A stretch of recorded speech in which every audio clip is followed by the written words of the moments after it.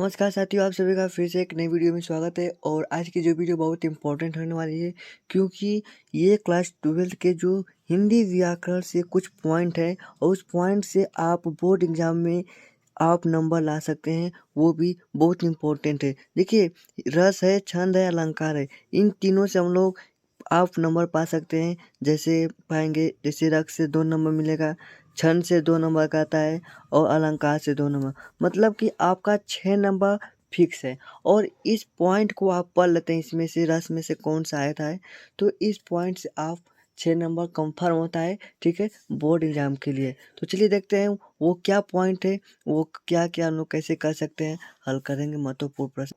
तो चलिए देखते हैं महत्वपूर्ण प्रश्न। रस, छंद और अलंकार, ये इसमें से हम लोग 2 नंबर मिलेंगे और छंद से 2 और अलंकार, ठीक है। तो यही पॉइंट है, आपको बहुत इंपॉर्टेंट है। पहले रस देख लेते हैं, जिसमें श्रृंगार रस, वीर रस, हास्य रस और करुण रस, शांत रस है। ये आपके 5 रस हैं और इन 5 रस में से हम लोग 2 ही को देखेंगे, एक हास्य रस, एक करुण रस को आज की जो वीडियो में हम लोग देखेंगे, ठीक है। ये 2 पॉइंट हैं और इन 2 पॉइंट से हम लोग 2 नंबर लेंगे, ठीक है। हास्य रस और करुण रस को पढ़ लेंगे तो आपको 2 नंबर फिक्स होगा, ठीक है। आपको 2 नंबर 100% फिक्स होगा जब आप हास्य रस और करुण रस को पढ़ लेते हैं तब, ठीक है। अब हम लोग अलंकार में देखेंगे। अलंकार में आपको अनुप्रास अलंकार, यमक अलंकार, उपमा अलंकार और रूपक अलंकार, संदेह अलंकार होता है। इसमें से हम लोग 3 अलंकार देखेंगे। कौन कौन? एक अनुप्रास अलंकार, यमक अलंकार और उपमा अलंकार। इन 3 अलंकार को देखकर हम लोग 2 नंबर इसमें से ले सकते हैं, ठीक है। अनुप्रास अलंकार पढ़ लेंगे और यमन अलंकार पढ़ लेना और आप उपमा अलंकार पढ़ लीजिएगा। इन तीनों पॉइंट से आप इसमें से 2 नंबर मिल जाएगा। छंद से बात करें तो आपको इसमें से चौपाई, दोहा, सोरठा और कुंडलिया है। तो इसमें से हम लोग 2 पॉइंट देखेंगे, जो दोहा और सोरठा को आप याद कर लीजिएगा। इसमें से 2 नंबर, मतलब कि 2 नंबर रस से, 2 नंबर आपका अलंकार से और 2 नंबर छंद से। इन तीनों को मिलाकर 6 नंबर आपका 100% फिक्स है, आपका 100% फिक्स होगा, ठीक है। इस पॉइंट को मिलाकर कौन कौन आपका इसमें से छंद में से दोहा और सोठा को हम लोग पढ़िएगा, आप पढ़िएगा बहुत ध्यान से, क्योंकि ये दोहा सोठा 100% आने वाला ये पॉइंट होता है ग्रामर का, ठीक है। ठीक है, तो आगे बढ़ते हैं। हम लोग रस में से सबसे पहले समझते हैं हास्य रस क्या होता है, ठीक है। और हास्य रस इतना आसान, हम लोग आसान तरीके से समझेंगे कि आपको बहुत अच्छा लगेगा, ठीक है। तो देखिए, हम लोग लिखे हैं कि जब किसी वस्तु अथवा व्यक्ति, ठीक है, जब किसी वस्तु अथवा व्यक्ति की वेशभूषा, वाणी, चेष्टा, आकार इत्यादि में आय विकृति को देखकर सहज हंसी आ जाए, वहाँ हास्य रस होता है। देखिए क्या कर रहा है, जब किसी व्यक्ति या वस्तु, ठीक है, कोई व्यक्ति है या कोई वस्तु है, क्या कोई व्यक्ति होगा, उसको देखकर और उसकी वेशभूषा को देखकर, उसकी चेष्टा को देखकर, उसकी वाणी को देखकर, मतलब कि उसकी आवाज़ को, जो वाणी को देखकर आपको उसको देखकर क्या हंसी आ जाए, क्या आ जाए, हंसी आ जाए, उसे ही हास्य रस कहते हैं। बस इतना आसान पॉइंट है। देखिए, हास्य रस इतना आसान, ठीक है, इतना आसान है ना कि आप अपने से हास्य रस लिख सकते हैं कि जब किसी वस्तु या व्यक्ति को देखकर, उसकी वेशभूषा को देखकर जब हास्य आ जाए, हंसी आ जाए, ठीक है, वहाँ हास्य रस होता है। वो क्या कहलाता है? हास्य रस होता है। और इसका स्थायी भाव हास होता है। इसका स्थायी भाव क्या होता है? हास होता है। ये भी लिख सकते हैं हम पहले कि हास्य रस का स्थायी भाव हास होता है। पहले ये भी लिख सकते हैं, एक लाइन इससे भी बढ़ सकता है ऊपर या, ठीक है। तो इतना बहुत आसान होता है हास्य रस लिखना, ठीक है।